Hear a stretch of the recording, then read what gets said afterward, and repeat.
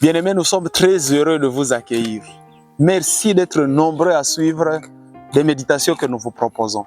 Nous vous venons avec une exhortation qui a pour thème « Dieu te fera réussir là où les hommes te jetteront ». Dieu te fera pousser là où les hommes te jetteront. Voici notre thème. Dieu te fera pousser là où les hommes te jetteront. N'abandonnez pas, suivez ces messages jusqu'à la fin parce que Dieu y réserve votre bénédiction. Les hommes aiment toujours rejeter les autres.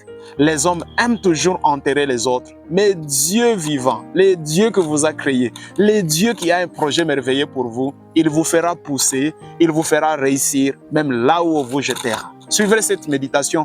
Bienvenue. Nous allons lire ce message de Genèse, dans Genèse chapitre 34, le verset 1 jusqu'au verset 4. Ainsi lisons. La Bible déclare ce qui suit. Quant à Joseph, on l'avait fait descendre en Égypte. Et Potiphar, l'officier du Pharaon, qui était chef de garde, un Égyptien, l'avait acheté aux Ismaélites qui lui avaient fait descendre. L'Éternel fit avec Joseph et la réussite l'accompagna. Il habitait dans la maison de son maître égyptien.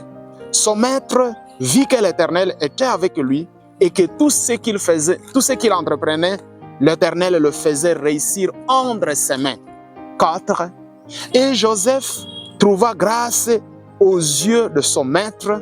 Il l'employa à son service et l'établit responsable de sa maison et lui confia tous ses biens. Amen. Bien-aimés, la première vérité que nous tirons de ce texte, c'est celle-ci. Et nous voulons vous la proposer. Non seulement vous la proposer, nous voulons que cela soit votre vie. Écoutez, bien-aimés, c'est que les hommes ont pour te détruire, Dieu l'utilise pour t'élever. Ce que les hommes ont pour te détruire, Dieu l'utilise pour t'élever. Amen. Les frères de Joseph ont utilisé toute leur haine pour détruire Joseph. Les frères de Joseph pensaient le faire disparaître, pensaient l'anéantir, pensaient l'effacer, non seulement des yeux de son père, parce que son père l'aimait, mais aussi de la carte du monde dans lequel il vivait. Mais écoutez, bien-aimés, mais Dieu a utilisé cette haine pour élever Joseph, pour être la bénédiction pour Joseph. C'est notre prière pour toi. Nous savons qu'aujourd'hui, beaucoup de gens vivent dans des familles où la haine fait son dernier mot.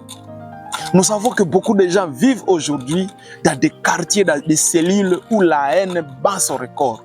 Nous savons que, dit-on que même dans des églises, ceci est apparu et a commencé à être le maître dans certaines des choses. Mais nous voudrions vous dire, vous qui craignez Dieu, ne craignez pas.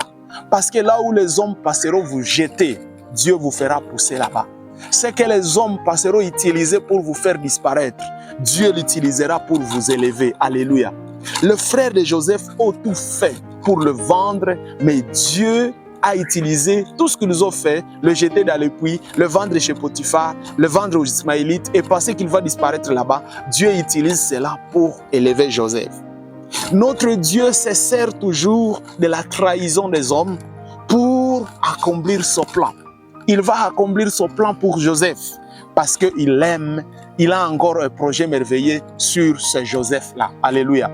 Et si un jour, à Genèse chapitre 50, le verset 20, la Bible déclare ce que suit. Joseph dit à ses frères, « Vous avez pensé me faire du mal, mais Dieu a changé ce mal à bien. Vous aviez pensé faire tout cela. Tout ce que vous aviez fait, c'est que vous le faisiez pensant me faire du mal. Mais Dieu a changé ce mal à bien. Je prie qu'il en soit ici pour toi, bien-aimé. C'est que les hommes ont toujours pensé faire du mal à leurs semblables. Mais Dieu qui ne dort pas, la Bible dit, il ne sommeille ni ne dort. Il change toujours ce mal à bien. Craignez Dieu, marchez avec Dieu, allez avec Dieu comme Joseph, et Dieu changera le mal que les gens veulent te faire. Dieu le changera à bien. Alléluia. Ce que les hommes rejettent, Dieu s'en sert pour manifester sa gloire. Ce que les hommes abandonnent, ce que les hommes jugent d'ordure, ce que les hommes jugent de rien, Dieu se sert de cela pour manifester sa gloire. Il est écrit que nous sommes des vases d'argile, des vases vils. Mais Dieu se sert de ces vases d'argile pour manifester sa gloire. Alléluia. Dieu se servira de toi comme vase d'argile pour manifester sa gloire. Amen. Ce que les hommes jettent, Dieu ne les jette pas. Dieu se sert pour manifester sa gloire. Et si, écoutez, les rejets des hommes ne viendra jamais effacer la destinée que Dieu a pour toi. La deuxième chose dans ce message, bien-aimé, celle que nous voulons partager avec vous, avec la grande fierté, c'est que là où tu sembles étranger, Dieu peut te faire fleurir. Là où tu sembles étranger, Dieu peut te faire fleurir. Écoutez, Joseph entre dans un milieu où il n'y a ni son frère, ni son père, ni son ami, il est appelé esclave. Mais la Bible dit, il va entrer là-bas avec quelqu'un de plus important. La Bible dit, Dieu fit avec Joseph. Dieu fit avec Joseph. Il vient dans un milieu où on ne le connaît pas, mais il vient avec Dieu. Bien-aimés, nous n'avons pas besoin d'entrer dans des milieux où on nous connaît. Nous n'avons pas besoin d'entrer dans des choses, dans des circuits où nous sommes connus. Mais nous avons besoin de venir avec Dieu. La Bible dit, Dieu fit avec Joseph. Et parce que Dieu fit avec Joseph, Joseph fit comme un ancien du milieu. Joseph fit comme un ancien en Égypte. Ce n'est pas les lieux qui font réussir quelqu'un. C'est Dieu en quelqu'un qui le fait réussir. Les dieux avec qui Joseph est parti, c'est celui qui l'a fait réussir. Ce n'est pas parce qu'on est au milieu de ses amis, ce n'est pas parce qu'on est au milieu de ses pères, ce n'est pas parce qu'on est au milieu de ses frères qu'on va réussir. On réussit parce qu'on est avec Dieu. Dieu va faire réussir Joseph parce qu'il est parti avec Dieu. C'est ma prière pour toi, n'abandonne pas Dieu, va avec Dieu. Va avec lui là où les hommes ne te connaissent pas. Parce que quand tu vas avec lui là où les hommes ne te connaissent pas, Dieu te fera réussir. Alléluia. C'est la présence de Dieu qui fait réussir Joseph. Dieu est parti avec Joseph et par conséquent, la présence de Dieu fera ce que les gens viendront, se feront des amis à Joseph parce que Dieu a été avec Joseph. Dieu sera avec toi là où tu vas aller. Toi qui vas toujours dans des voyages à gauche et à droite, toi qui étudies je ne sais pas où, toi qui travailles à gauche et à droite, et parfois tu te poses la question, on ne me connaît pas ici. Parfois tu te poses la question, ici on ne me voit pas. Parfois tu te poses la question, ici je n'ai pas un père ou je n'ai pas un oncle, je n'ai pas un frère.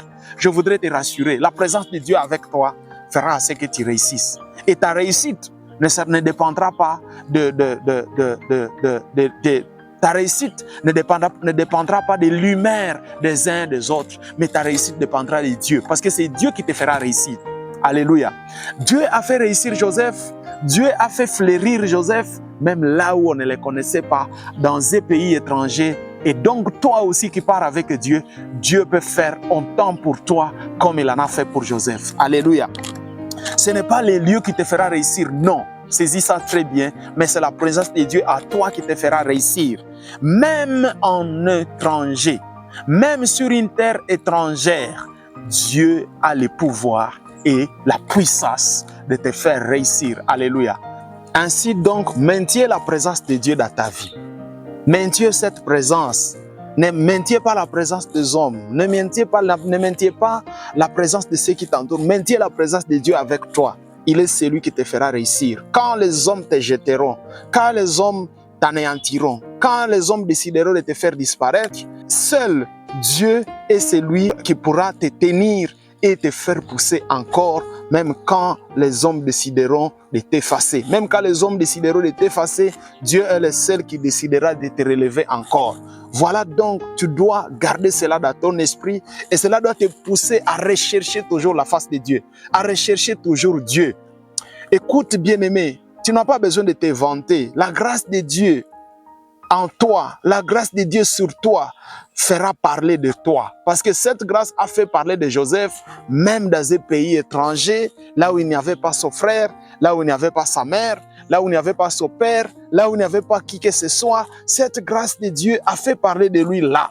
Et donc, nous devons garder la faveur de Dieu avec nous. Nous savons que cette faveur, une chose perturbe les raisons spirituelles, c'est le péché. On doit abandonner tout ce qui peut nuire à la faveur de Dieu, tout ce qui peut nuire au réseau spirituel, aux raisons de Dieu dans notre vie.